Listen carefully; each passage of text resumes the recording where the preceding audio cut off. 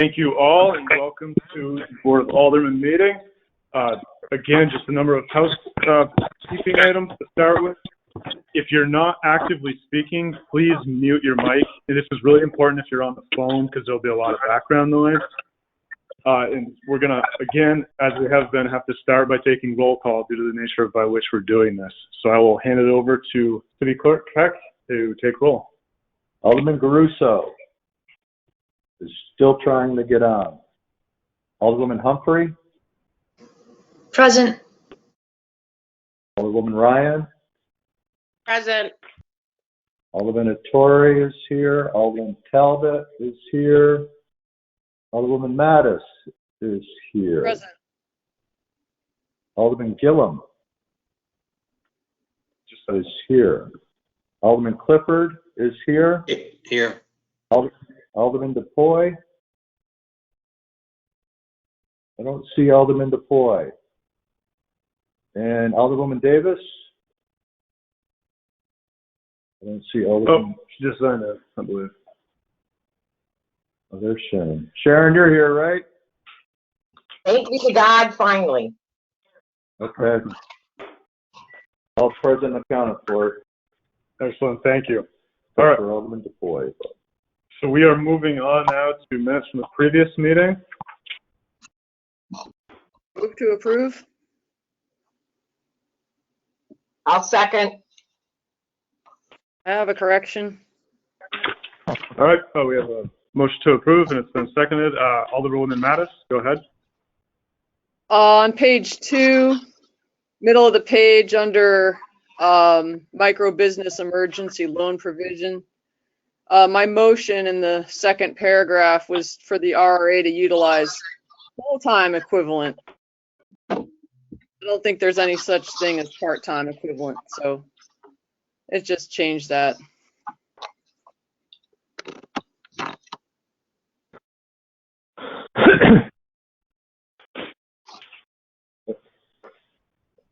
We'll go back and listen to the tape. All right, thank you. Any other corrections? Mr. Chairman, I just have a question of the city clerk in regards to city engineer Rotondo. He states that there is no motion to suspend the rules on the action that we took. Are we looking to correct that this evening? If so, are we doing it now or when we're under unfinished business? Attorney Bloomer, I reached out to you about this issue for your guidance. What makes the most sense for us to do? Do we need to affirm this? I don't think you need to because the Roberts rules are more procedural, so it doesn't invalidate the vote. It would really have just been if less than 75% of the board wanted to take the matter up last Monday or last meeting.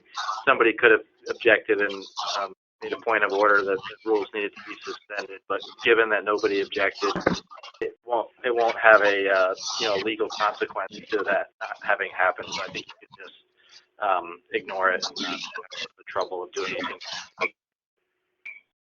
Good. Thank you. Thank you, Attorney Bloomer. Any other corrections? All right, seeing none. So a motion has been seconded with Alderwoman Mattis's proposed amendment. All those in favor, please indicate by saying aye. Aye. Aye. Aye. Those opposed? Vote is unanimous and motion passes. Thank you. We are on to outside the rail. We have someone scheduled, Donald Billings, who I believe is on the call, who wishes to speak to the board about some of the work he is doing in the city regarding innovative ways to help bring business back. So, Donald, the floor will be yours. Hi, everybody. How are you? Good. Thanks for coming. Yes. Just to make it quick and hopefully painless, I put together a, thing for downtown, restaurants clearly are hit more than others. And I think I heard Jack chime in that he's on the call as well. And I'm sure he can attest to this. We at Roots have found, some success. But, for me, I'm looking at down the road 2-3 months from now, when who knows what's going to be happening and how, if the reality is 50% capacity, how do we generate, more revenue? Businesses are built on revenue. Restaurants extremely are built on the number of seats that we have. I know for me, myself, we haven't broken down to how many covers we have to do a night, how many turns, what each seat value is in the building. So if we go down to 50%, that's 50% of revenue that we're now is less jobs. It's less money, not only for the company, but for the employee as well. So if we're able to find a way to get some of the outside, visibility, not just for Roots, I get it. We're fortunate. We have a park, we have a sidewalk, we have all these things. But if we're able to generate, so I'll use Roots for example, say we're a 100-seat restaurant. If we lose 50% capacity, now we're down to 50 guests at a time. How do we generate at least to get to, 75, 80 seats? And then coupled with, people doing takeout at a large volume, that, I'm a firm believer in that we're going to see a huge spike in takeout and delivered food. So trying to figure out a way to get the restaurant seat numbers back up to at least 85 to 90% capacity, so that it'd be much easier to manage a company or business with pretty thin margins on a 10%, 15, maybe 18% revenue loss.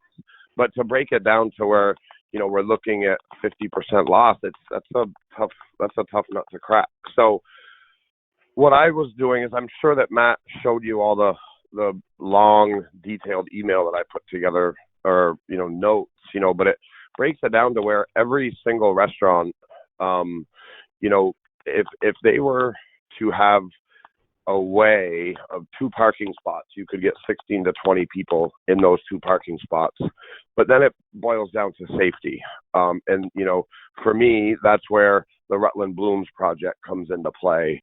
That's where the Rutland Garden Club comes into play.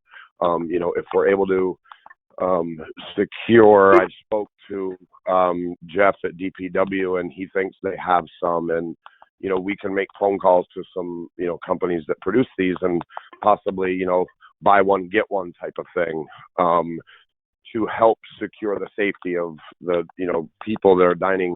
And I'm not saying in the street, but if we were able to find some parking spots on Whale Street, some on Center Street, but Jack has a unique situation as well, where there's no parking spots on for him over there, but he has a church next door. He has a road beside him that could potentially be turned into a courtyard for the summer. There's lots of ways, and it's just getting this conversation started, because I hadn't heard of a plan being developed for any of this stuff yet. So I just want to try to get the ball rolling, because May 15th is right around the corner. We know they're not going to let people into restaurants on May 15th. But if we can have a detailed plan of how this can be rolled out successfully with everybody on the same page, at least then, when we're, the goal would be June 1st, second week in June, we have a plan of action in place, ready to go, and we don't have to be having these discussions when we're all trying to make money. We have everything done now, so it's just I'm a firm believer in, if you fail to set up, you're set up to fail, and I really don't want to be set up to fail for myself, but also the other restaurateurs in the area. So yeah, I think that's really all I want to say. I think everything. Donald, I was just going to say, I agree with you. That's been one of my main concerns. This is Jack speaking, and I agree with you. Hey, Jack, how are you? Good, Donald. How you doing? It's been one of my main concerns as well, in the sense of down the road, if we're only allowed to have 50% capacity or less even, and the layout of our restaurant, our tables are packed pretty tight together as yours are, yeah. And it's almost unrealistic. I mean, I see 10 at my bar.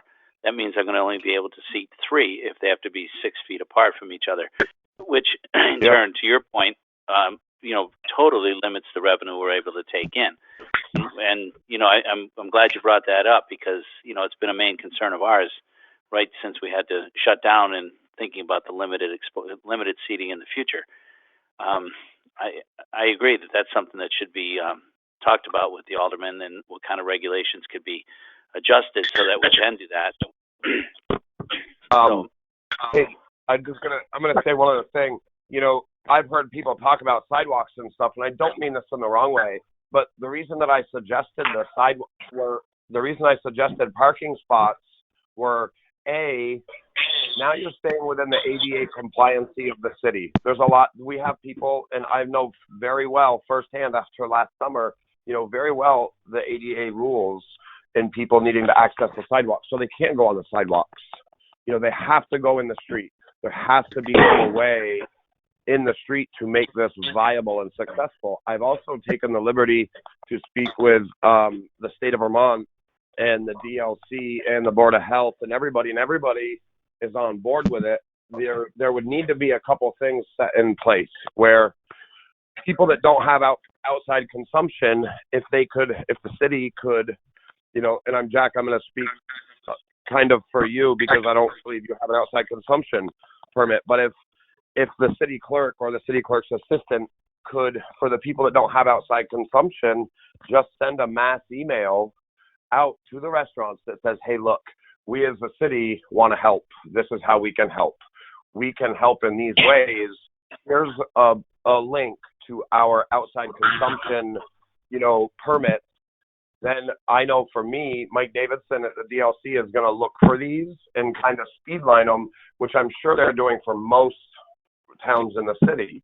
So I think, like Matt said, getting this to a committee where a few of us, and I'm happy to speak on behalf of other restaurants, if you look at that sheet, I kind of actually put a lot of thought into it and actually went out and did some work, not just for my own businesses, but for everybody else's businesses. Because if we don't have a viable option for restaurants, people aren't going to come downtown this summer. Whether you're from the state of Vermont or whatever, we have no idea what's going to be happening. And I've got a few ideas for the DRP too, and how they should be promoting within the state.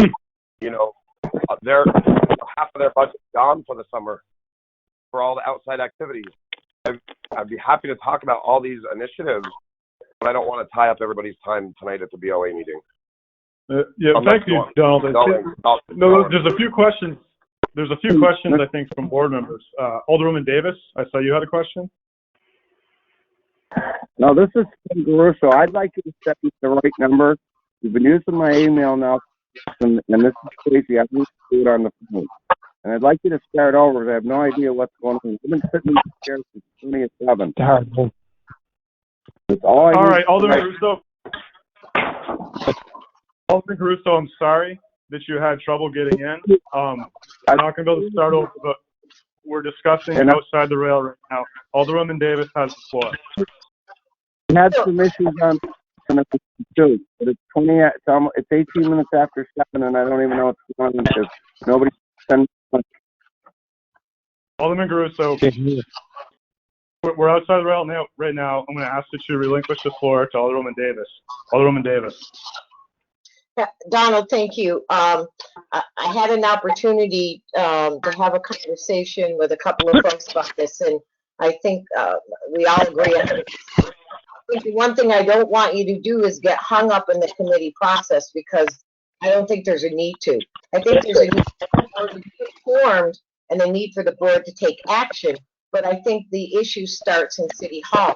I think you can have a conversation with the police chief, the fire chief, Tara Kelly, the zoning administrator, to look at those details of what space on the sidewalk is available and how do we pick up more space downtown, whether it's closing Center Street altogether, whether it's using part of the pit for maybe restaurants that are surrounding that. I mean, I think there's an awful lot of opportunities, but I think, Kim from Recreation, in regards to your restaurant and Roots with the green space, And I'm glad to have the conversation with you. I have not seen the email that you shared with the board president, but I'm glad to have the conversation with you. I just hate to have you get postponed another 2 weeks when you could really get the ball rolling by just getting into City Hall and getting some people together to say, what kind of permits do we need? What kind of space can we take, and how do we get this done? Because I think then it comes back to when you say yes. Sharon, can I respond? Yeah, go ahead, Donald. Okay. So I have sent Chief Corcullen an email last week, and I just got a response today. I've left 2 voicemails for the fire chief to call me back, and I have not heard back from them yet either. So I took the liberty of reaching out to Patrick Banks, who is the fire inspector and fire marshal for Rutland City, and then I actually had Benjamin Moffett, who is the assistant. He came down and met with me last Thursday morning at 7 a.m. and we walked our space en route, and we are 100% within code. We are 100% within what we want to do moving forward. So I'd be happy to have these discussions with the fire chief and the police chief, but apparently there's too much going on to get back to me.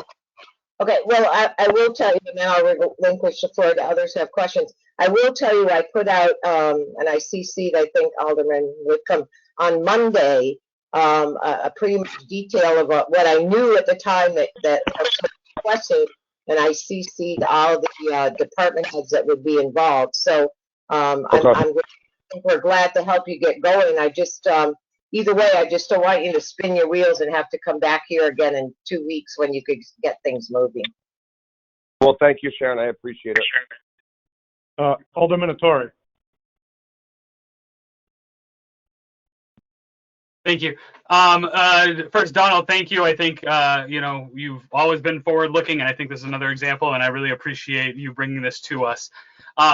As you said, I think you can go and do what you need to do, but I would really appreciate having this get to committee, having a conversation, and see how we can support it. I think the other parts of that are then how do we help, whether it's through marketing, is there economic development funds, is there Zemias money that we want to put forward to help some of the businesses who are having a tough time? We want to put some money out there so they can, help create those barriers. And maybe rather than just a hard concrete barrier, it's that, soft, plants and things like that. That might be a little bit more expensive, but we can help make it, up that ante and then market it and say, look at what Rutland is doing coming out of this. So Donald, I'm very appreciative, and I'd like to take you up on your offer of sending this to committee. I'll let some more discussion happen, but it really makes a lot of sense to have a conversation in community economic development. Thank you. Thanks, Chris. Thank you. Alderwoman Ryan.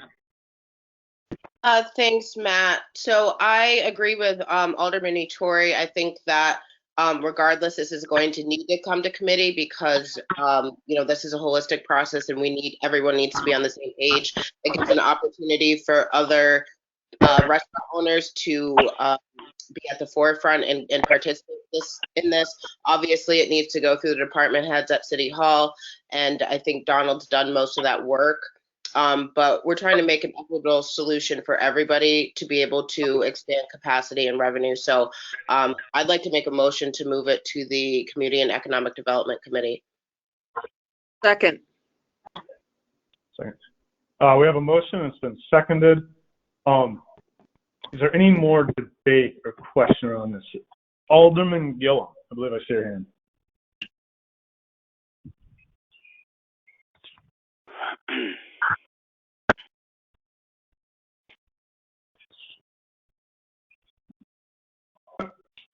Alderman Gillum, I can't hear you. I don't know if others can. I can't hear him.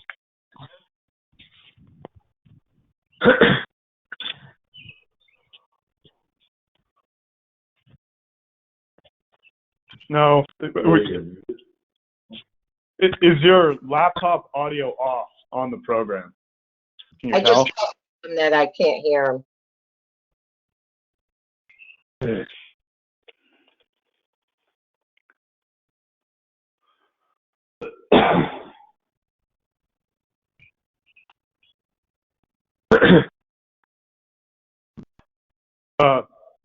Alderman Clifford, I'll go to you, and then Alderman Gillum, if you get it fixed, I'll come back.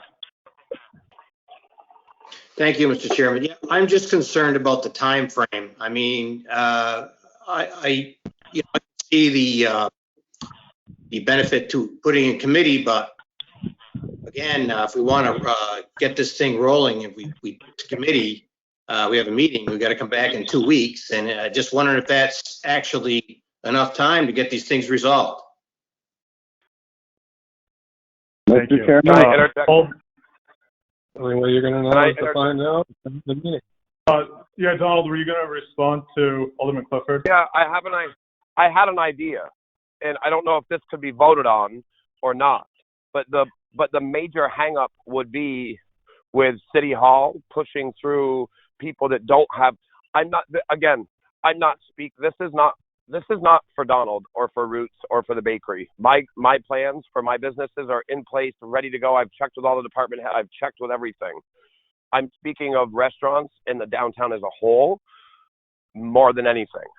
And my thing is, if the city would sign off on at least getting the people that don't have outside consumption permits, if they could get that ball rolling, I think that then the restaurants can then apply.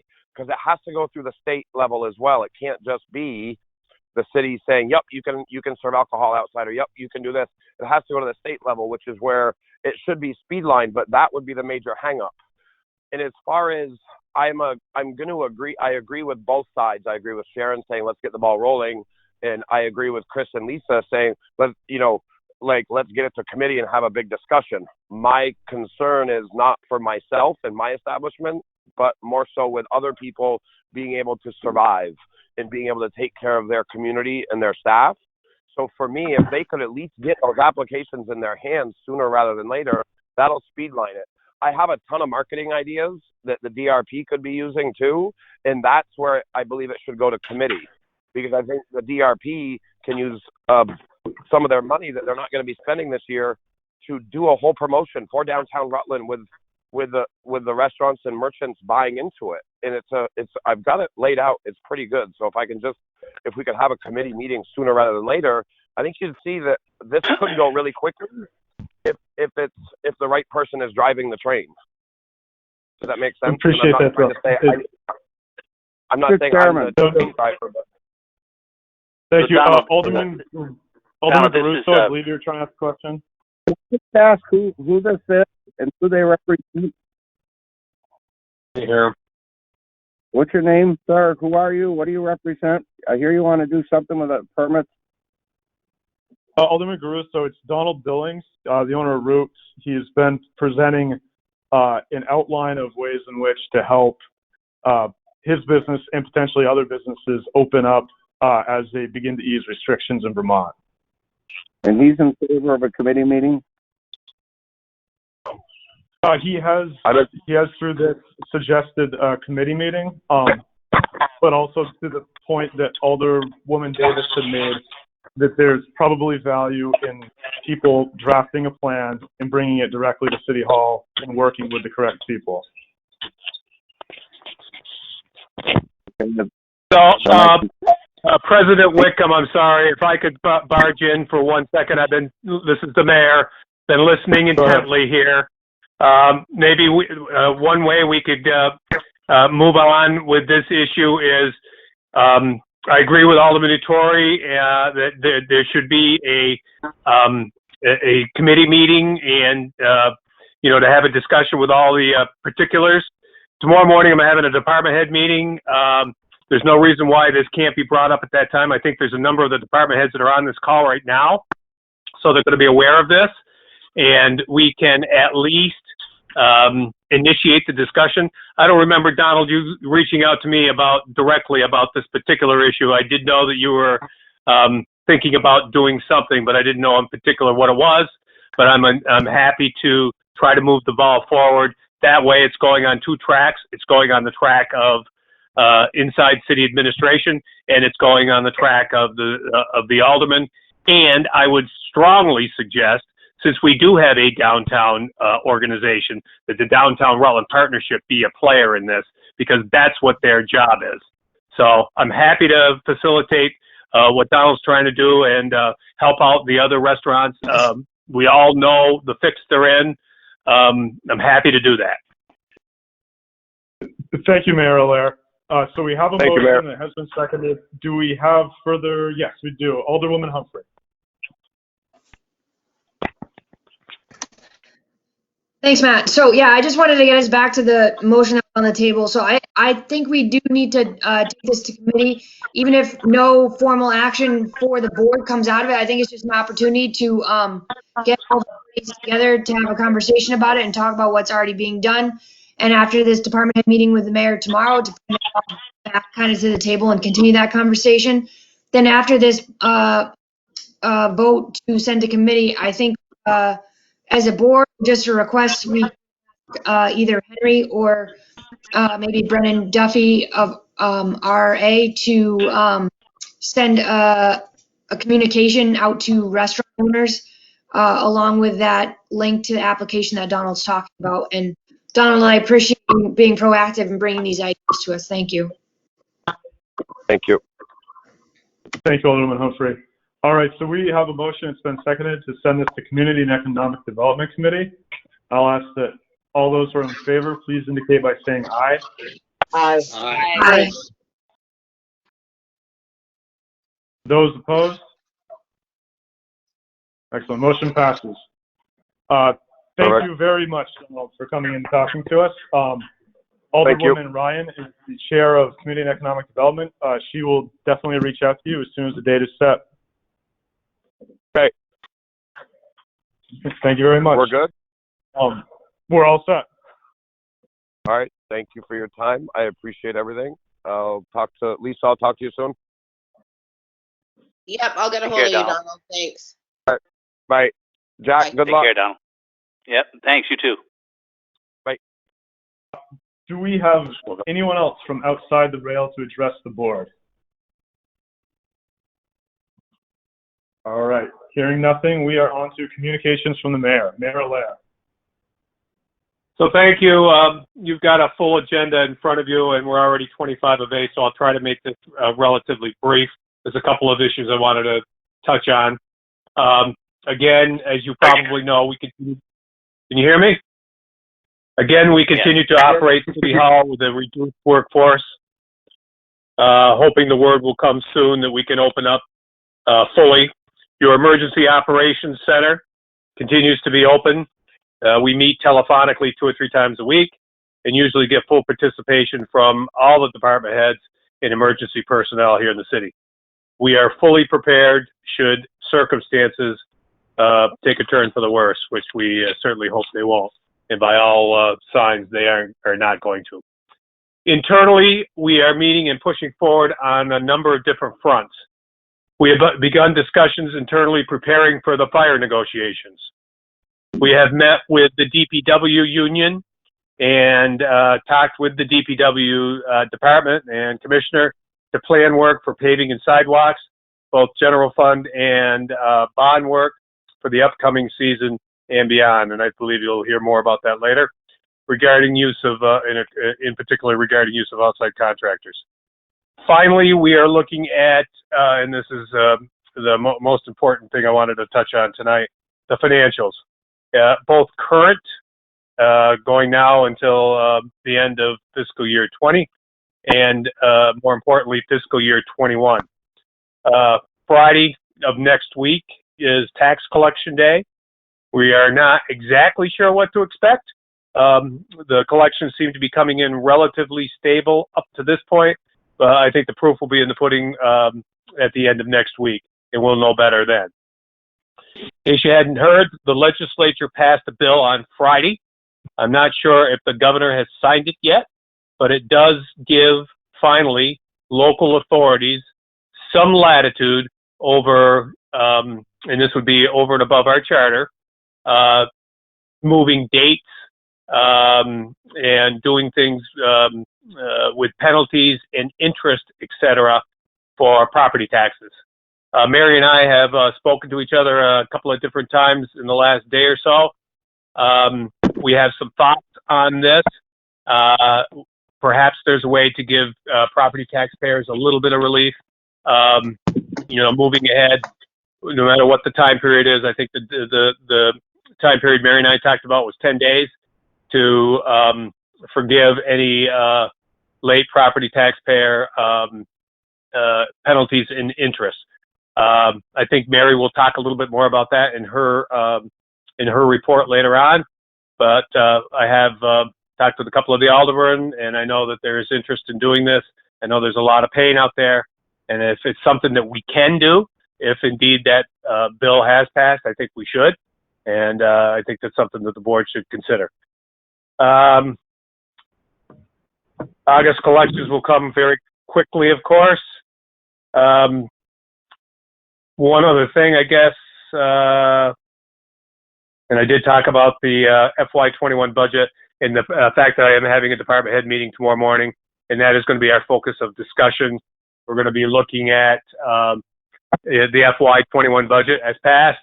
I want department heads to take a serious look at spending and what's in those budgets and try to peter out anything that is not absolutely necessary, because I think that that's what it's going to take to get us through next year.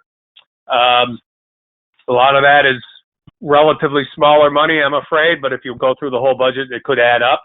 I've been through it a couple of times in recent days, and there might be some things that we can address.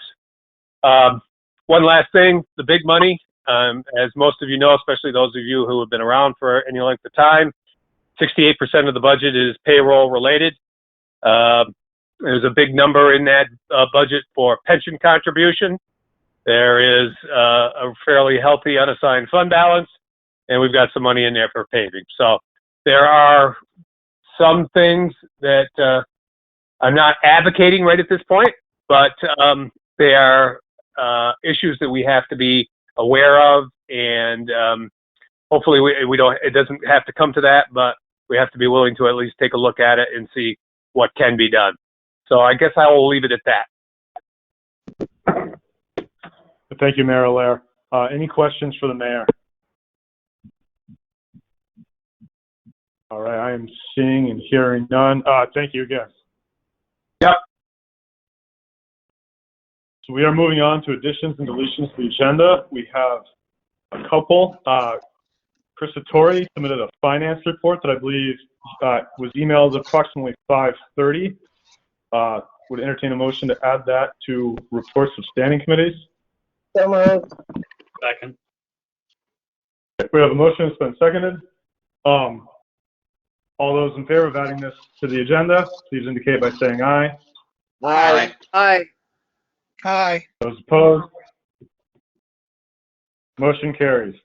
We also have an executive session related to DPW union.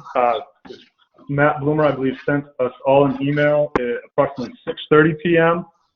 We'll be looking to add this to the end of the agenda. Excuse me. So moved. Second. We have a motion that's been seconded. All those in favor of adding this to the end of the agenda, please indicate by saying aye. Aye. Aye. Those opposed? Thank you.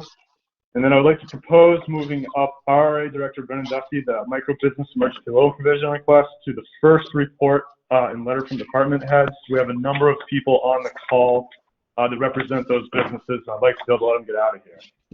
So moved. Second. All those in favor, please indicate by saying aye. Aye. Aye. Those opposed? Thank you very much. Matt, if we could, in the discussion, I don't know if we need to add this to the agenda, that's why I interrupted you. If Mary, the city treasurer, brings up the idea of extending the tax date for 10 days, I'd like to add that to the agenda at this time so we can at least have that discussion. Okay.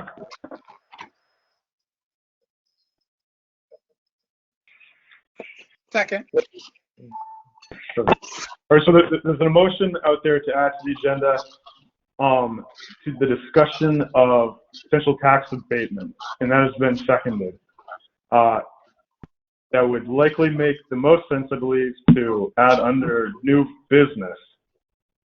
Actually, I take that back. That might be best served to be added after Mary gives her update and we discuss revenues. So all those in favor of adding this to the agenda, please indicate by saying aye. Aye. Aye. Those opposed? Excellent, thank you. All right, so we're now on to reports and letters from department heads and officials. We're going to begin with you, Brennan. Go ahead. And this is on page 42 of your packet.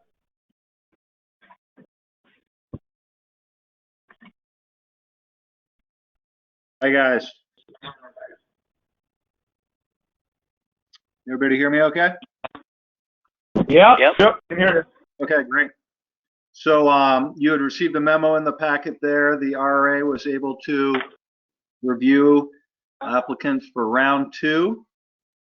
And we had 8 recommendations for the Board of Aldermen for emergency loans. The amounts and the businesses are in that memo.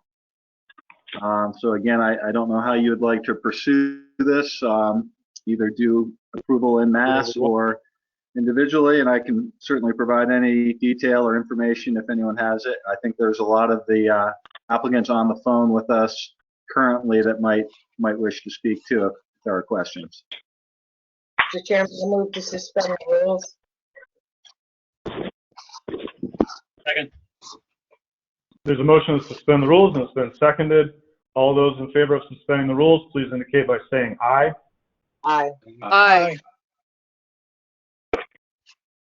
Those opposed? Motion carries. Alderwoman Davis? And I'll move for the approval of the buy-up micro business energy loan with the applicant and the dollar amount listed below on our in our packet. Second. There's a motion and it's been seconded. Is there any debate or questions related to this motion to approve the emergency loans grants, or loans, I'm sorry? So I have one. Alderwoman Davis. Okay, so Brennan, just kind of continuing our conversation from 2 weeks ago, we have a number of businesses here. We had a round, this is round 2, we had round 1. Were we limited, or did we have to say no due to lack of funding in round 2 to anyone? No, we actually had just enough the correct amount of funding to get through the applicants. We did have 2 applicants that were not recommended for funding. So currently we have $10,000 that is going to be carried over to a round 3. And then there was some discussion about this being referred to committee previously to do a review of how the emergency loan provision is working and to talk potentially about recapitalizing this further. So I think that is in committee at this point. Thank you.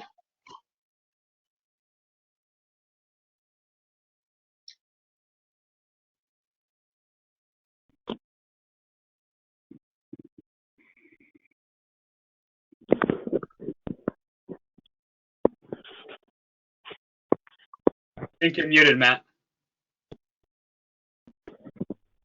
I apologize, guys. So we have a motion that's been seconded to approve the RRA recommendations for emergency business loans. All those in favor, please indicate by saying aye. Aye. Aye. Those opposed? Motion carries. Excellent. Thank you. Thank you, Brennan, and thank you to all the business owners who are on this call. Matt, before we move on from that, This is, may I speak for a second? This is Jack Mangan, Little Harry's, and I just want to thank the city and Brennan in particular for initiating this funding, and it'll be a great help to all of us. I just want to say thank you.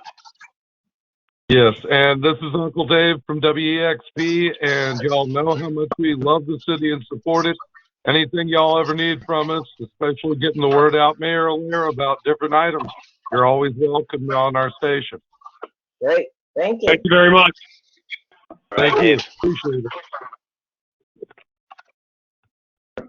Alderwoman Humphrey. Thank you. Uncle Dave, I don't think you're on the video link, but we all smiled when we heard your voice. So thank you for calling in. I just wanted to, what is our next step? I know it's already in committee, but are we all in agreement that we need to get to talk about the next round of funding for this? I just don't want to forget about it. Not that we could, but I mean, I just don't want to miss it. I agree. Yep, so from the last meeting, this is currently in committee. We wanted to do a look back and see how well it's been working. Should we adjust any definitions? So I think we see that we're having some success. People clearly need it, so we can call that meeting and then determine what we're doing going forward. Thank you. So again, thank you, Brennan. Thank you to all the business owners who called in. I'll give you just a moment to go ahead and drop off the call if you like. No point in you being subjected to the rest of this meeting unless you're that interested. Okay. Thanks, Dave. Take care. Thank you again. It's Jack. Good night. Yep. Yeah, just one quick question. What is our next move in the procedure? So I can answer that. This is Brennan. So we will have probably tomorrow morning a email will go out with the agreement forms that have been crafted for the loans, and then there's a fairly tight timing on that to return those signed documents to the city attorney's office. I think it'll probably be Wednesday at noon is what we did in the last round. And as long as you get that in, the checks can actually get processed and mailed out on Friday, this coming Friday. If for some reason an applicant missed that timing, they would go out in the next round of checks, which would be a week from this Friday. Okay, so, thank you. I appreciate it. Paperwork tomorrow morning. Yes, sir. Thank you.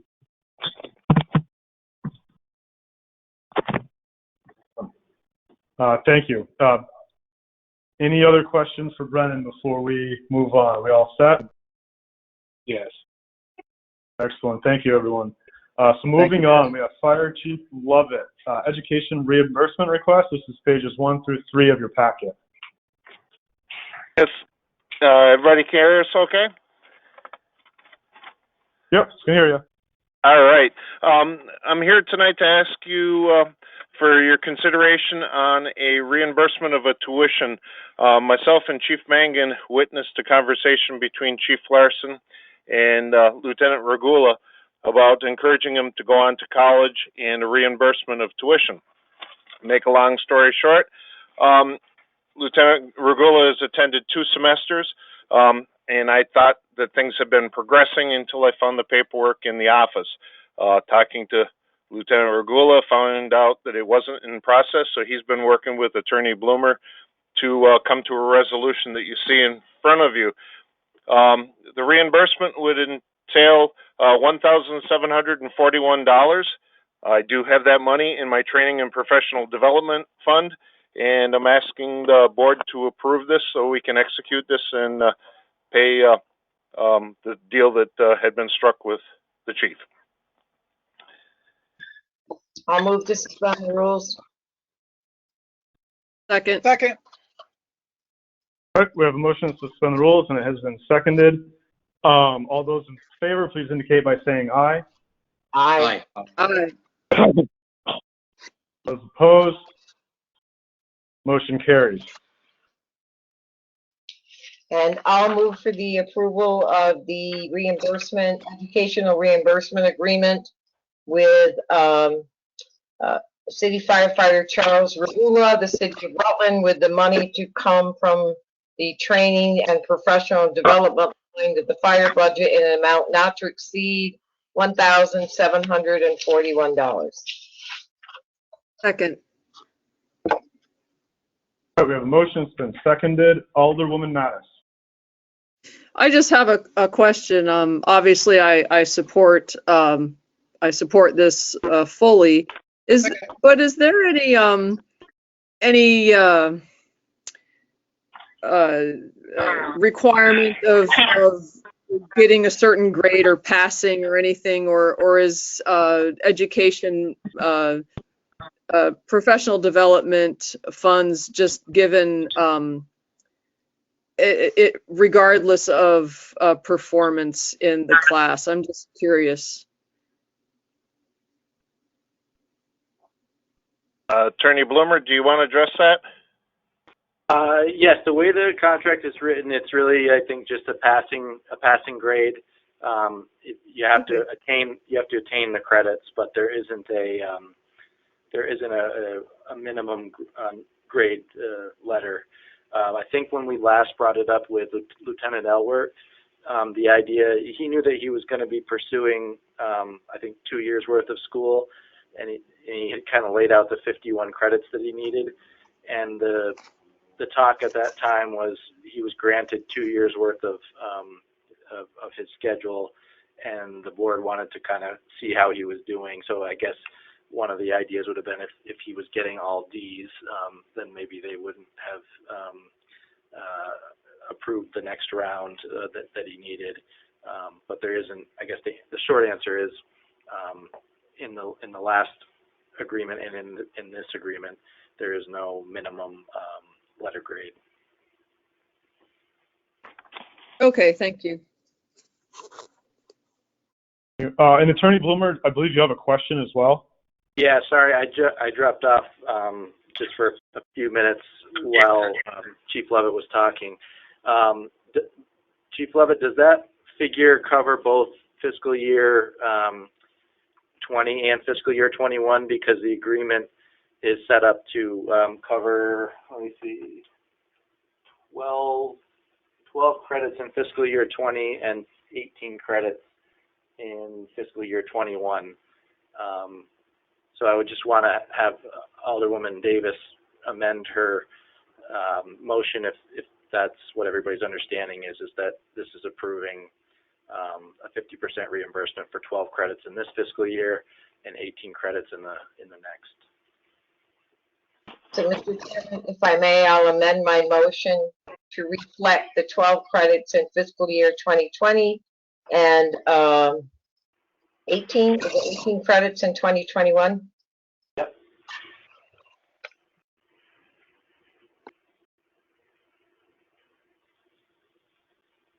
Do you have a second to the amendment? Alderman Gillum seconds that. All right, so we have a motion, and it has been seconded with as amended. Is there any further debate or discussion regarding this? Yes. Oh, What's the amendment? Alderman What's the motion? The motion is to proceed with the educational reimbursement request presented by Chief Lovett. The motion's been made and seconded. I will give one last call for any debate or questions. Seeing and hearing none, all those in favor, please indicate by saying aye. Aye. Aye. Aye. Those opposed? Motion carries. Thank you, Chief Lovett. Thank you, folks. Stay safe. You too. All right, moving on. Treasurer Markowski, we're on to you. This is the long-term control plan loan agreement. This is pages 4 through 18 of your packet. So what we're looking for here is board sign-off, approval of this amended loan agreement for the long-term control plan. This is in addition that included procurement of CSO monitoring devices. And when this was brought to the board, there are several opportunities for principal forgiveness, additional subsidies to this loan. So just looking for approval to sign this agreement.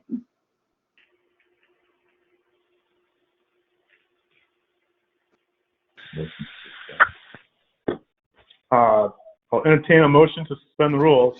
So moved. Second. All right, there's a motion to suspend the rules and it's been seconded. All those in favor, please indicate by saying aye. Aye. Aye. Those opposed, motion carries. Alderwoman Davis. I'll move to, I think, authorize the clerk to sign on our behalf, the loan agreement, long-term control plan to address the combined sewer overflow in the city. Second. Second. Will that work, Mary? Yeah, that's great. Thank you. Thank you.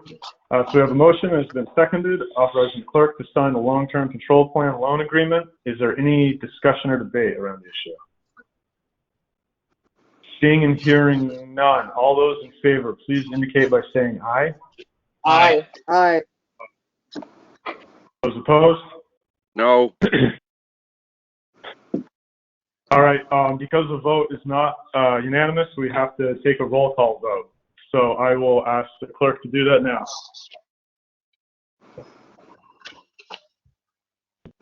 Alderman Garuso. No. Alderwoman Humphrey. Yes. Alderwoman Ryan. Yes. Alderman Attore. Yes. Alderman Talbot. Yes. Alderwoman Mattis. Yes. Alderman Gillum. Yes. Alderman Clifford. Yes. Alderman DePoy is absent. Alderwoman Davis. Yes. Keep one. That's it. All right, motion passes. 8 in favor, 1 opposed, 1 absent. Thank you, everyone. Moving on, Treasurer Markowski, you are still up. Treasurer's update, preliminary April non-tax revenue and status of tax collection. Okay, the first item was just a review of non-tax revenue. As of it's preliminary, I haven't reconciled everything for April, but I wanted the board to see the budgeted non-tax revenue where we were at this point. And as you can see, we're actually doing very well this year at 91%, largely due to the state pilot being more than we had budgeted. State highway aid, recreation fees, clerk fees, RME fees. I will note those reported in April were really from February, early March. And I also outlined, just so that you could see the revenue stream over the last 4 months. So this is informational, and I know that Kim will have more information on the recreation reporting and revenue. Any questions?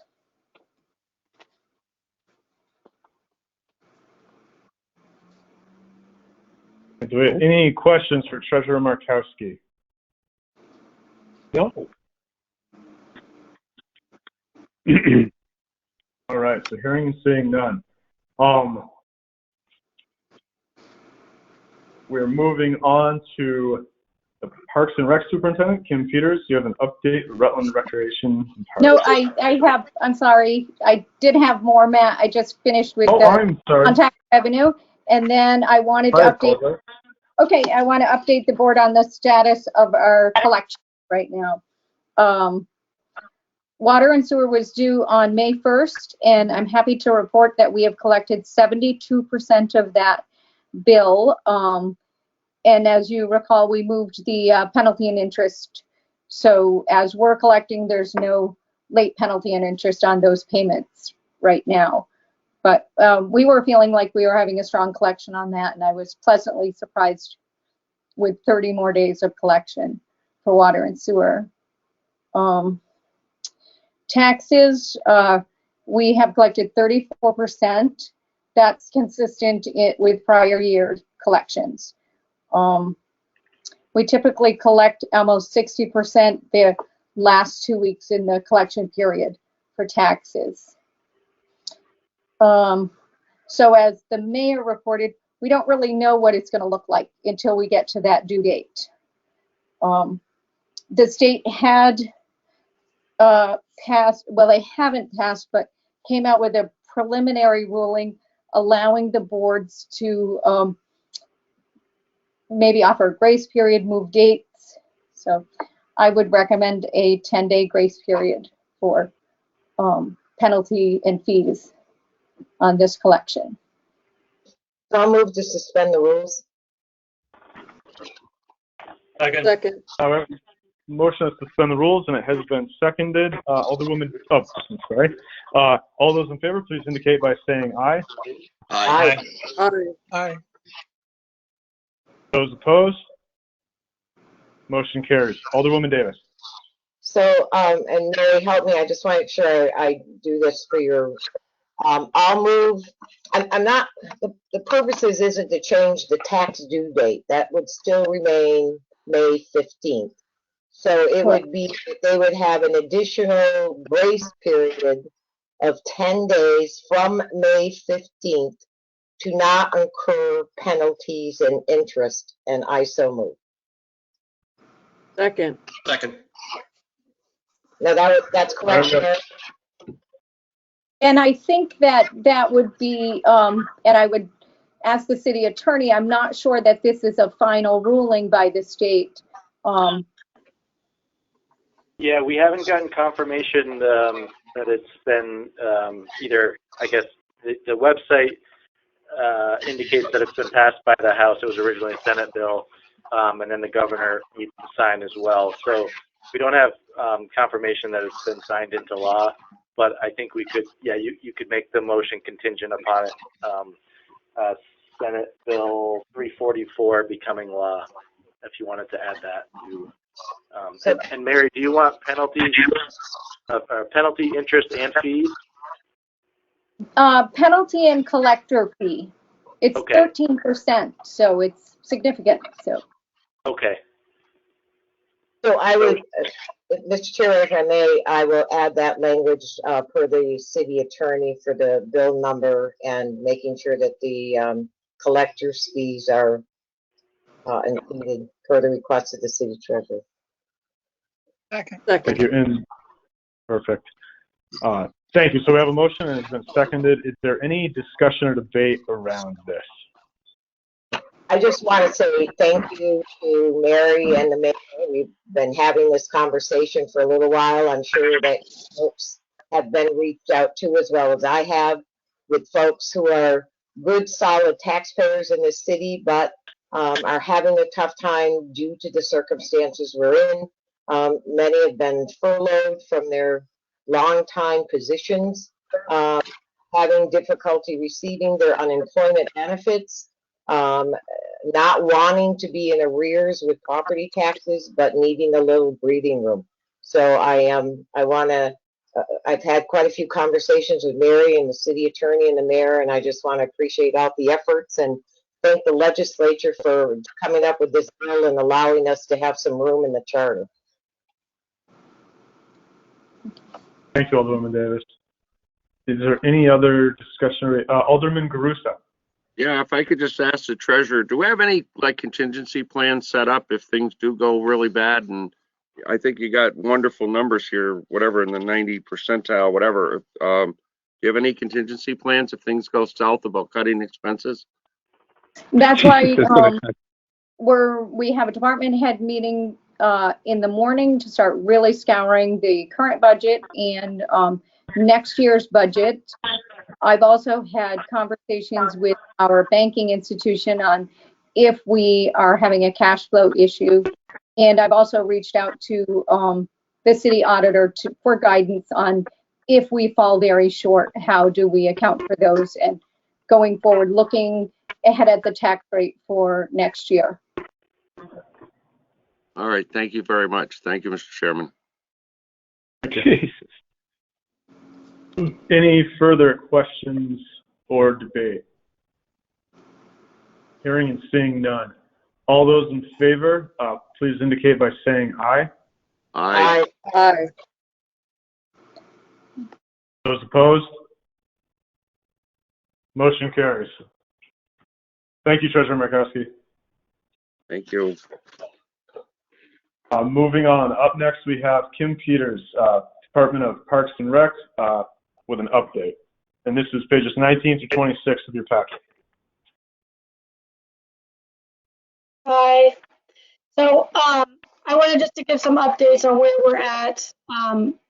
Even since I sent this document, there's been a few changes with executive orders. I know our essential camp that we've been doing, we are in week 7. We're servicing about 25 kids, about 20 a day.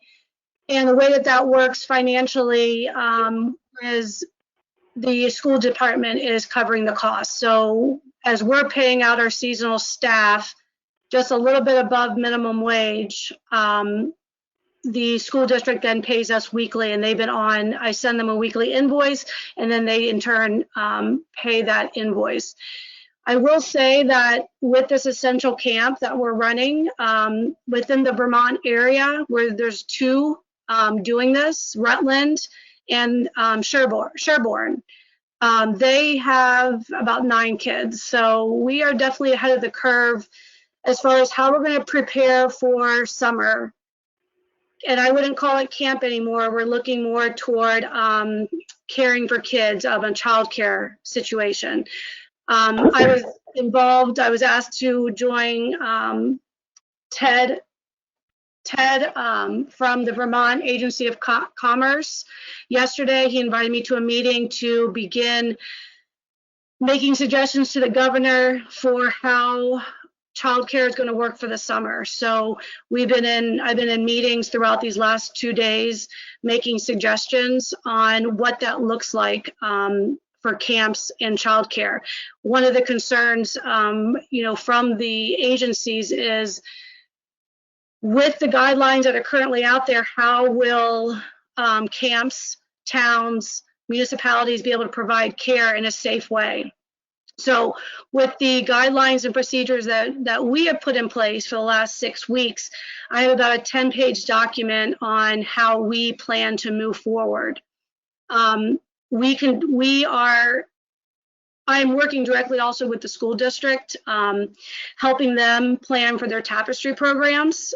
Just to give you an idea of numbers, typically in a summer, tapestry will, just with the younger kids, not with middle school, will service 300 kids a day. And the rec is about 200 a day. With the guidelines set up, that's going to be hard. So that's going to be a difficult challenge. So I'm working with them on how we make this work and what that number looks like. The governor this Friday, a lot of the focus is going to be on recreation, specifically childcare. The pool and some other sporting events is not going to be the focus for this Friday. So we're still awaiting some of those announcements. The essential care, what I had predicted is that by the beginning of May, we would have to add a site. So we plan on opening Georgetti mid-May, and then also Corcel, hopefully beginning of June. This will allow, when we actually offer our summer camps, and again, I use that word very loosely, we are using multiple sites to help spread out that 200 kids that I was talking about. Either way, the plan that we have will go to the Emergency Operations Center, which it already has.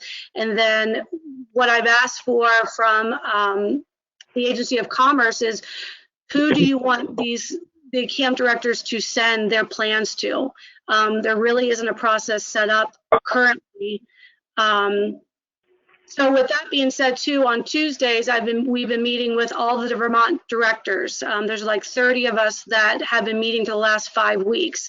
This is really important because one of the things we're trying to do is to stay as consistent as possible. And within these 35 directors, again, focusing on summer camps and childcare in the summer, I've been able to provide them with a template on how to do this safely. So what I gave you was a very condensed version, and I will be sending the full version to Ted in the morning so he could help use that to help create the guidelines for the announcement on Friday. So I know that was a lot of information on that piece, but it's going to become it's going to be a large part of what's going on Friday, we hope. we hope that's the announcement. But we're in a really good position because we've been doing this for 6 weeks, and we will continue on. I think one of the challenges could be is in the past, we've offered many scholarships. That could be difficult with how families are running right now. So we're going to have to see how we are able to come ahead on this. One thing that we do plan on doing for the summer is canceling all of our transportation to help cut costs, but also for safety reasons. So we will be again looked at as a child care facility utilizing our current parks as entertainment. So it will definitely look different. By next week, we hope to roll this out to the community and start taking registrations. I'm going to stop there and to see if there's any questions just on the camp before I roll through just some of the other updates that won't take as long. Any questions from the board for Superintendent Peters? Alderman Ettore. Thanks. Not really a question. I just want to thank you, Kim, for the work that you've been doing, and I mean, really leading the state on this. I guess if there's anything that the board can do to support the work you've been doing and your staff, let us know. Thanks. Thank you. Any other questions, comments for Superintendent Peters this time? Seeing none, so I believe Kim, proceed. So the farmers market, we've been posting. I did do a press release. I'm not sure if it came through the Rutland Herald yet. We do plan on starting March 16th and March 20th. Guidelines have been sent to the organizers, both chiefs. We've talked about, how the monitoring goes of the farmers market, and it is up to the organizer to make sure they're adhering to the regulations. And they are very much aware of the regulations. They have processes in place, and I've asked for a detail of which vendors will be represented on in the next Saturday, and then also their layout. So they have to be 12 feet apart. The vendor has to wear a mask and provide hand sanitizer. In our original posting, we put that customers have to wear masks, but we've since adjusted that. It is only recommended that the customers wear masks. And the message we're trying to send that this is not a social gathering. Last year, me and my 4 kids and my husband would go. That's not really the idea of this, is to go in, get your needs, and then out. The way that the organizers have it set up, they do have a certain way you go. You come in by the Walmart and you leave on the other end. So you're not going back and forth throughout the farmers market. So we feel pretty confident in it, but until we see it, then we'll go from there. Alderwoman Davis. Kim, is there any opportunity to stretch out a little bit more on Evelyn Street? I think if the need is there, but right now, the way they have it laid out, it looks good because some of the vendors can't come because they're not food related. And also some are choosing not to start up yet. So Thank you. Alderman Garuso. Yes, just a quick question. You had mentioned, I thought I heard whatever, that you recommended face coverings and twice, and I think you should have said suggest them. You don't recommend them, you're suggesting them, right? Yes. Did you say you backed that down? Yes, it was wrong. Yes, we updated it within an hour, but this was already sent out. So we just misread the mandate. The vendors are the required through the mandate to wear them. Okay, just wanted to be clear on that. Thank you. Alderwoman Mattis. I'm just being nitpicky, but Kim, you said March, but you meant May 16th and 20th. Yes. Just wanted to make sure. And also, so the reason you changed the mask requirement was to reflect the mandate from the governor? Correct. And it's the governor, but there's also the association, I don't remember the entire name, that deals directly with the farmers markets. Got it. And the chief of police made a good point. We give them the space, but it's their duty to abide by their guidelines that are set forth to them. And the organizers are more aware and more privy to these guidelines than even myself, because that's their world. So as long as they're abiding by it, then we should have no issues.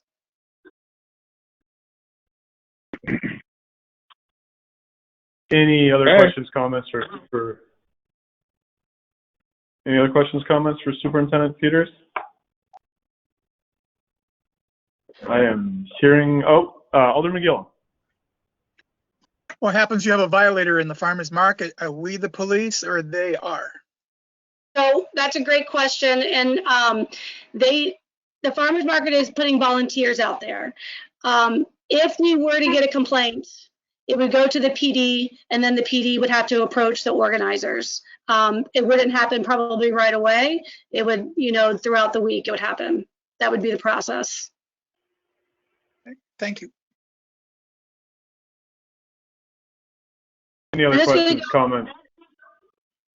Oh, sorry, go ahead, Superintendent Peters. Nope. So then I was going to just briefly go over some park situations. So we announced on Friday that we will not be opening Flipside this year due to timing and also financial reasons, but also to be able to provide an additional site for the childcare in the summer. So that was announced on Friday.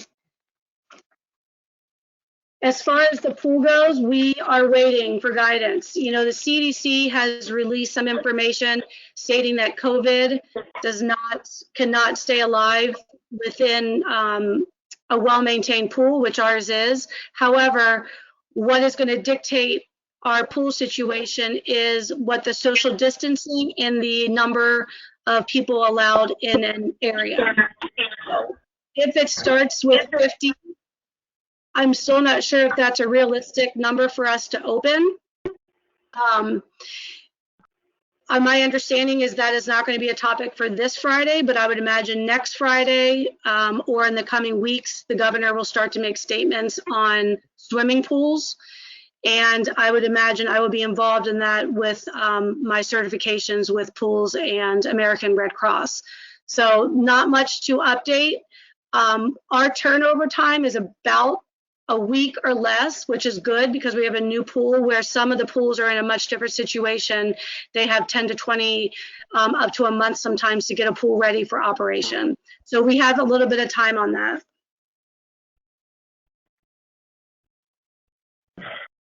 Okay. The last part that we have some decisions to make too is like our summer concerts and our adult softball. So our four main areas that we're focusing on is the childcare, number one, the pool, the summer concerts, and adult softball. So a lot of the sporting stuff, there has been absolutely no guidance yet. So we are just waiting and we'll be ready to go as those announcements are given.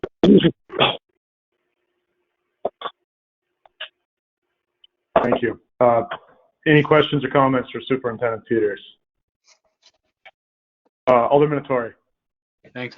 If we get guidance that the pool can open sufficiently, like you're saying, and let's hope so, any chance we can open it earlier since school's not out? Or schools, kids can come earlier. We're scheduled to have the company that opens the pool the end of May. So yes and no, we would have something because I'm one of the only trainers in this area. I'll be doing quite a bit of training for recertifications for lifeguards. And of course, training on how we even do this in a social distancing kind of way. But yes, that's, of course, with my pool, of course, I would love to be able to open it early if able to do that. Thank you, Kim. Any other questions for the superintendent? I am seeing and hearing none. Kim, do you have anything else for us? No. No. Wonderful. Well, thank you very much.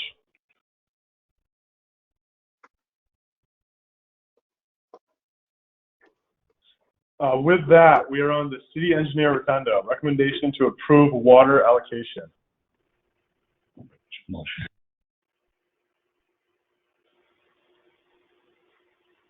I'll move to suspend the rules. Second. We have a motion to suspend the rules and it has been seconded. All those in favor, please indicate by saying aye. Aye. Aye. Those opposed? Motion carries. Alderwoman Davis. I move to approve the request for water allocation of 625 gallons per day to Harbor Freight Tools for a 15,630 square foot retail store to be built at 42 US Route 7 South in the town of Rutland. Second. Second. We have a motion. It's been seconded. Is there any debate or discussion on the motion? Just one thing. Go ahead. I just want to say it's great to have a new business coming to Rutland after all we've lost. It's just awesome. Thank you. Thank you. Any other debate or discussion? Seeing and hearing none, there's a motion that's been seconded. All those in favor, please indicate by saying aye. Aye. Those opposed? Motion carries. Thank you. Up next, we have Zoning Administrator Tara Kelly, City-Owned Property Committee Recommendation, 31 East Street. This is pages 35 to 41 of your packet.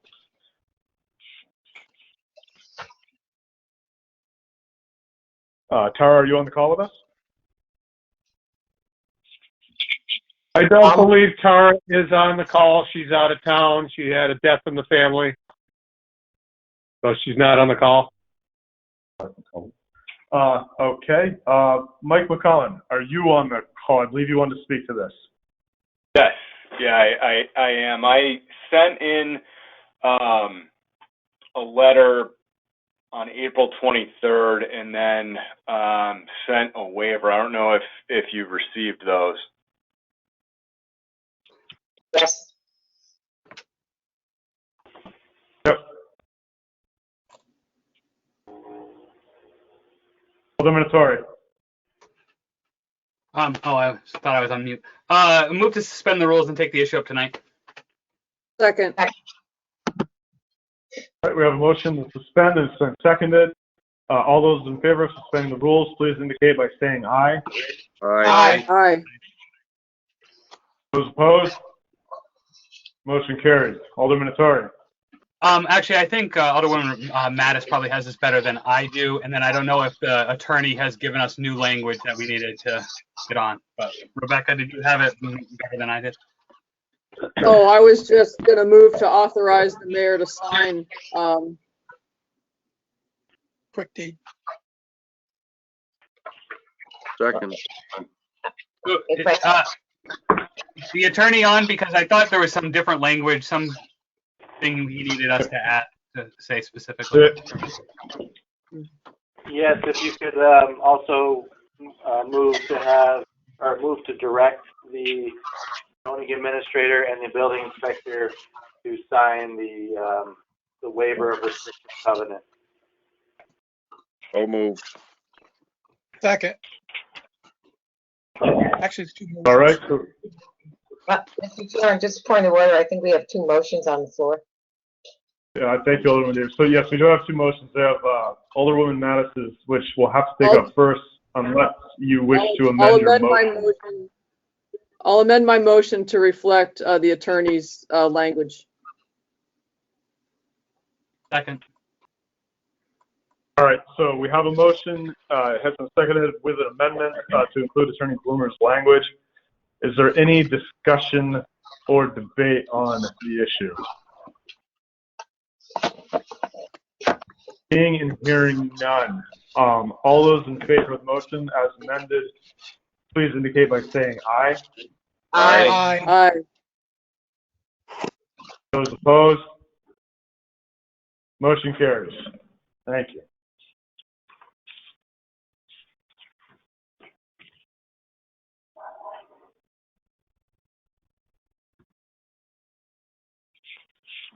All right, we have already taken care of RA Director Brennan Duffy, so we are moving on to reports of standing committees. Up first, we have Melinda Humphrey, General Committee. This is page 43 through 146 of your packet. Thank you. The General Committee met on April 21st at 5:30. Committee members present were Paul Clifford, Tom DePoy, Sam Grusso, Rebecca Mattis, chaired by myself. Others present were Alderman Davis, Ettore, Gillum, Ryan, and Talbot, and Board President Whitcomb. Sue Schreibman of the Rutland City Planning Commission, Brennan Duffy and Barbara Spalding of the RRA, Representative William Knott, and Gordon Drusilla of the Herald, as well as Candy Jones. Alderman Humphrey requested summary and timeline of the process from Brennan Duffy of the RRA. Brennan explained that without the update to the zoning ordinance and the 2020 census data, this version of the city master plan is an abbreviated readaptation of the 2015 plan to be used in the near term. It is to be approved for 7 years, and the city can update at any point in that 7 years. The RRA will complete a final draft on May 3rd, which was yesterday. Approval of that draft will then be requested of the Board of Aldermen after another public hearing on May 18th, which is just before our next full board meeting. Upon approval, the RRA will provide to the abutter Rutland Town and the Regional Planning Commission. June 1st it is to be readopted at the city level unless an extension is requested. Susan Schreibman, Chair of the Rutland City Planning Commission, outlined the RCPC's view of the master plan as a document that defines goals and strategies to achieve a vision. It is used as backup documentation in support of grant applications, Act 250 permits, and the like. RCPC has concern that without direct language on a topic, there is tacit agreement. As an example, the RCPC opposes a natural gas pipeline extension into Rutland and feels strongly there should be explicit language explaining that position. Next, the committee, with guidance from RRA and the Planning Commission, moved through the March 11, 2020 draft document to prioritize and discuss suggested changes. In Section 4, the Land Use Plan, 4.2 Natural Conditions, 4.2A Agriculture and Forest Lands, the RRA had included pro-development language, which the Planning Commission removed on the basis that the land described was floodplain land and we should not be promoting development on it. The committee suggested no action on this change and leaving it as is. In Section 5, the Transportation Plan, 5.8 Proposed Transportation Improvements, line item H, continue working with the region's towns on creating a city bypass. The Planning Commission had added line item H, recognizing it was a long shot idea because of lack of a funding source, though it was still a good vision to help downtown traffic flow. The RRA is not in favor of a bypass and requested that all language regarding it be removed. Alderwoman Mattis moved to remove 5.8H, continue working with the region's towns on creating a city bypass. The motion passed 5-0. And it should be stated that we all agreed at the onset of this meeting that we recognize that because of the timeline of the draft of the plan, these motions and votes were just coming out of committee for suggestion to the RA to make the draft. We wouldn't be requesting approval of these individual motions at the board level because there wouldn't be time to do so. As I mentioned, the draft was already finalized yesterday for presentation in 2 weeks. Section 9, Energy Plan, Brennan Duffy stated that the RA was okay with suggested edits made by myself, which included language in paragraph 4 of Section 9 to state that currently there are no plans to pipeline that would bring natural gas south from Chittenden County into Rutland. Any development of future plans will include significant opportunity for public input. Edits also included removal of remaining text up until the start of the trends subsection of section 9, removal of strategy 6 to prohibit natural gas service connections under the strategy subsection of section 9, and removal of the second paragraph of 2.8 energy plan from the executive summary. Members of the Planning Commission were included in discussion to come up with these edits ahead of the committee, though their stance remains that removal of language explicitly against extension of the pipeline sends a wrong signal to the Public Utility Commission, and they feel strongly that the city should include clear and direct language against a pipeline to avoid tacit agreement. Alderwoman Mattis moved to include Alderman Humphrey's edits as presented, and the motion passed 5-0. Section 9, Energy Plan Strategy 5, to pursue land use and transportation strategy 5.6, require addition of new and enhancement of existing pedestrian facilities as a condition of approval for new development, require that sidewalk and streetscape improvements incorporate complete streets principles. The RRA would like to remove strategy 5.6 altogether. Out of concern, it would discourage development. Planning Commission, the zoning ordinance would get into more detail on this and be supportive of pedestrian enhancements, and questioned why the city would not want pedestrian improvements to be included with new development. Alderwoman Mattis moved to replace the first instance only of require with encourage in strategy 5.6, and the motion passed 5-0. Section 11, Implementation Plan 11.5, Historic Districts Design Review. The Planning Commission had included language describing gateway districts and downtown to be included in review criteria. The RRA requests striking the Planning Commission edits until the zoning ordinance is rewritten with specific review criteria. Alderman Mattis, Humphrey, and Hattori disagree with the RRA's stance, and Alderman Hattori asked the RRA if the concern there was review itself or not yet knowing the guidelines. Alderman Clifford moved to revert section 11.5 to the original language used by the RRA. Motion passed 3-2, and the roll call vote was as follows. Clifford, yes. Mattis, no. DePoy, yes. Garuso, yes. Humphrey, no. The committee adjourned at 7:20, and so then attached to that were public comment that I received ahead of the meeting, and also we should be receiving soon the final draft from the RRA with the edits that I just read through. And that was all. Thank you. Thank you, Alderwoman Humphrey. Any questions or comments for Alderwoman Humphrey? Yeah, I have one question. Alderman Garuso, go ahead. Yeah, just looking at strategy 6, that was all crossed out. That means that is not in the final plan. Correct. The pipeline. There's no mention. We're just shutting the door on a pipeline. In other words. No, that's not how it stands. So we Go ahead. Rose.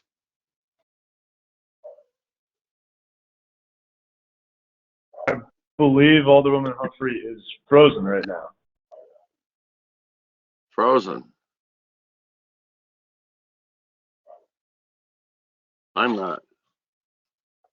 No, we hear you loud and clear. If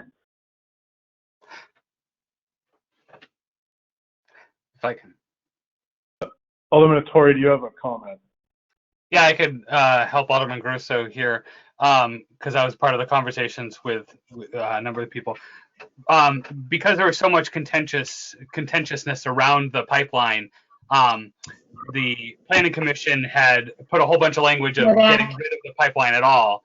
And where we came back to was just saying there was no mention of it. So we're not shutting the door at all. We're saying we're not shutting the door. We're not opening the door. It just says there's no pipeline in process right now. Thank you very much. And Alderman Humphrey, I'm sorry you froze up. Thank you. So I got my answer. Thank you. Right. Thanks, Chris. Thank you. Any other questions for Alderwoman Humphrey? Hearing and seeing none. Thank you, Alderwoman Humphrey. We're moving on now to Alderman Tory, Finance Committee. This report would have been emailed to you at 5:26 p.m. today, so check your email. You should have it. You're so exact. In 37 seconds. All right. Alderman Tory, go ahead. Yep, thanks. I just had to pull it up. The Finance Committee met on April 22nd to discuss two agenda items, the FY19 Financial Audit Review and the FY20 Third Quarter Treasurer's Report. I served as chair. Other committee members present were Alderman Davis, DePoy, Humphrey, and Garuso. Other aldermen present were President Whitcomb, Alderman Clifford, Gillum, and Mattis. Others present were Treasurer Markowski, Assistant City Treasurer Lynn Holmquist, and Fred Duplessis from the CPA firm of Sullivan, Powers and Company. The meeting convened at 5:30 p.m. via GoToMeetings video conferencing platform to review the FY19 audit report with Fred Duplessis, who led the auditing team from Sullivan, Powers and Company in their third year conducting Rutland City's audit. Fred reported the city again has a clean, unmodified opinion, and is in full compliance with the government auditing standards. Fred then walked through the report, highlighting important components and answering questions.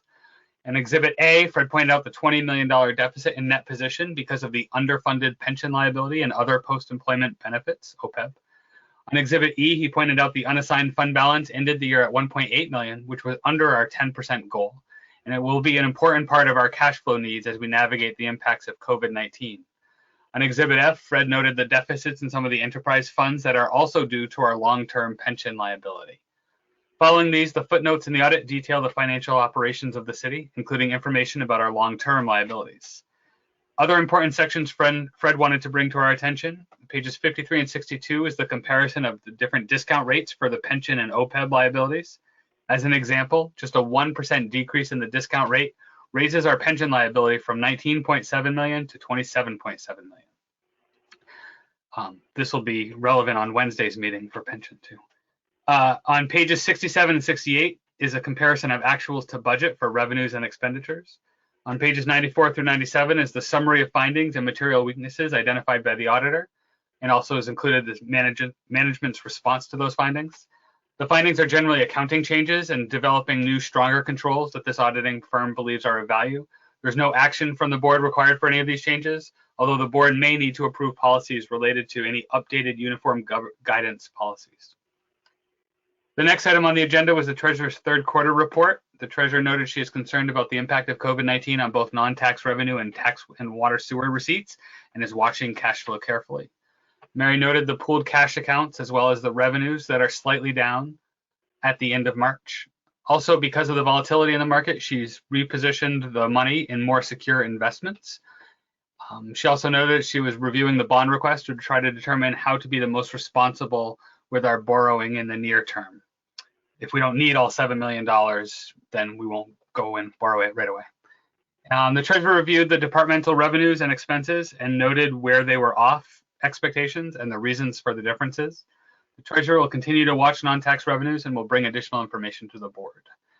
Meeting adjourned at 6:30, and this report was for information only. Thank you, Alderman Tory. Any questions from the board? I am hearing and seeing none.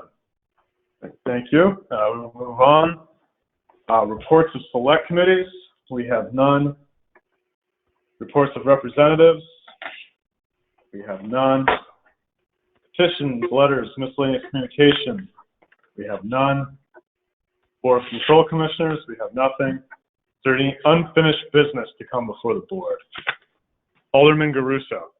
Yes, Mr. Chair, and I really wished I was able to plug in earlier and had the right link, but I received a call this morning from the people that own the sandwich shop, and I don't know if anyone else brought this up earlier when we were talking about the relief money. And is Brendan Duffy still with us, or is he gone? I'm not. I would have asked him to stay if I didn't realize I didn't know he wasn't going to be here, but Tammy from there called this morning and said that her parents and her are unable to file forms by computers to apply for the loans.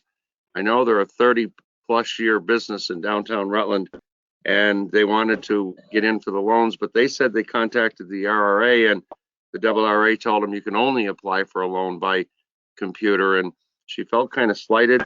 So all I did was called City Hall and left a message at the RRA, but that's kind of too bad because she said with her elderly parents and all that they weren't able to apply, and I'm just saying that's what she told me. So I'd like to have asked Brendan or someone to contact them and see if there's another way around this for them or whatever. She said they wanted to apply. I guess the deadline's gone too, but she said that they were unable to apply. So I don't know where we take that, or should we just leave it with waiting for him to call me back, or what would you guys like? Thank you, Alderman Garuso. I'm guessing there's probably two avenues here. One is I can reach out to Brendan Duffy and ask him to reach out to the St. Louis shop. Also, we have a meeting coming up in the short order with Community and Economic Development regarding what we're going to do. We're doing the look back at this. So that could be an opportunity to say that we need to look at a way in which people can file both online and through paper form as well. Okay. Awesome. Thank you so much. I'm a member, I believe, so I'll be waiting for that meeting, and I'll notify the Zulos tomorrow. Thank you. Perfect. Alderwoman Humphrey. Thank you. I'm a little perplexed by that because I would think that the immediate reaction or response by the RRA should have been, no problem, let me file that for you. So I think there's an easy solution here, and I think it needs to be addressed if that is the case and how that happened. Thank you. Alderwoman Davis.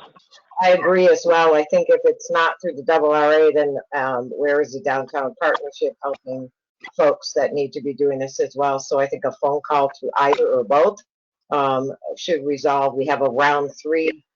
To Alderman Garuso's point, they certainly missed the deadline for round 2, but hopefully will not miss that deadline for round 3. I agree they've been a business that's been here in the city and do a wonderful business in the city, and he's certainly one of the ones that we would not like to see continued. So I would encourage the RRA and the partnership to reach out and get this done. Thank you, Alderman Davis. Alderwoman. My turn. You froze up. I just say thanks, everybody. Thanks for your help on that. I didn't know what to tell her, and I'm glad we got the help. So that's really awesome. Good old business in Rutland, and we'll try to help them best we can. Thanks a million. Thank you. Alderwoman Ryan. I was just going to say that it does say on the website at the RA and that they can be mailed in. So it shouldn't hopefully be a problem in the future. Excellent. Thank you. Alderman Attore? Yeah, thanks. I just didn't hear. I think the bigger piece on this was the call back. So were you going to reach out to Brennan, Matt? Yes, I can give Brennan a call tomorrow and just mention that this has happened and ask that he please reach out to the sound shop owners. Perfect. Thank you. Thank you. Any other unfinished business? All right. Moving on. Miscellaneous motions, resolutions, new business.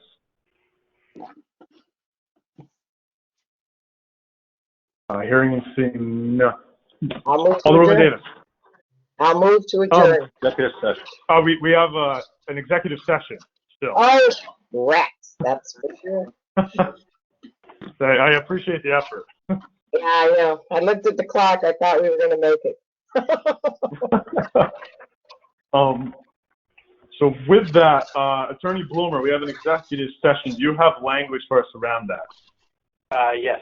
The motion would be to find that premature general public knowledge regarding the negotiation of a labor relations agreement would clearly place the city at a substantial disadvantage because the discussion will divulge the board's position on the agreement provisions to be negotiated. So moved. Second. Second. All right, we have a motion that's been seconded. All those in favor, please indicate by saying aye.